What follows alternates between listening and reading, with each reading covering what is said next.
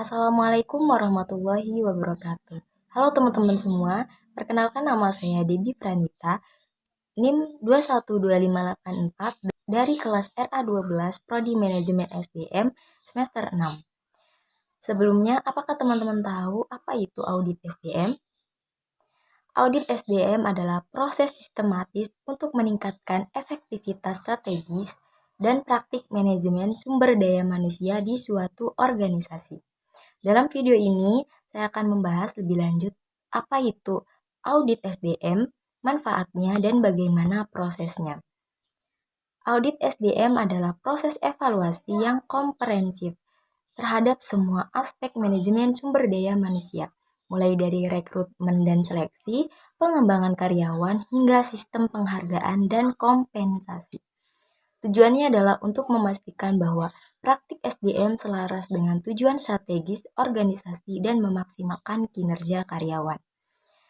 Adapun audit SDM memberikan banyak manfaat seperti yang pertama meningkatkan efektivitas program SDM, yaitu audit membantu mengidentifikasi program SDM yang efektif dan yang perlu ditingkatkan. Yang kedua, meningkatkan kepatuhan terhadap peraturan. Audit memastikan bahwa praktik SDM sesuai dengan peraturan perundang-undangan yang berlaku. Yang ketiga, meningkatkan efisiensi dan efektivitas biaya.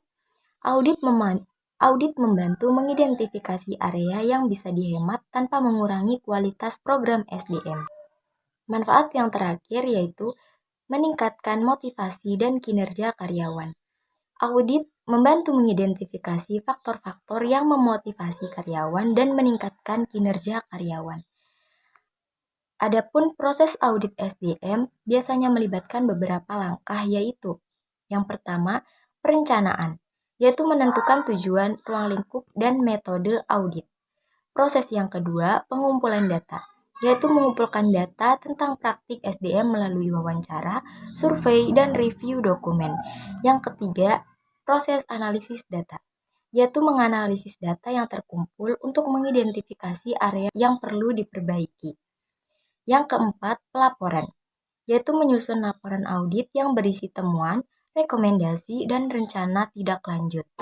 Dan proses yang terakhir, implementasi, yaitu menerapkan rekomendasi yang diberikan laporan audit. Selanjutnya, ada beberapa pendekatan yang bisa digunakan dalam melakukan audit SDM, seperti yang pertama, melakukan pendekatan kepatuhan, yaitu memfokuskan pada kepatuhan terhadap peraturan dan kebijakan yang berlaku. Yang kedua, pendekatan strategis, yaitu memfokuskan pada keselarasan praktik SDM dengan strategis bisnis organisasi. Yang terakhir, melakukan pendekatan risiko, yaitu memfokuskan pada identifikasi dan mitigasi risiko terkait SDM.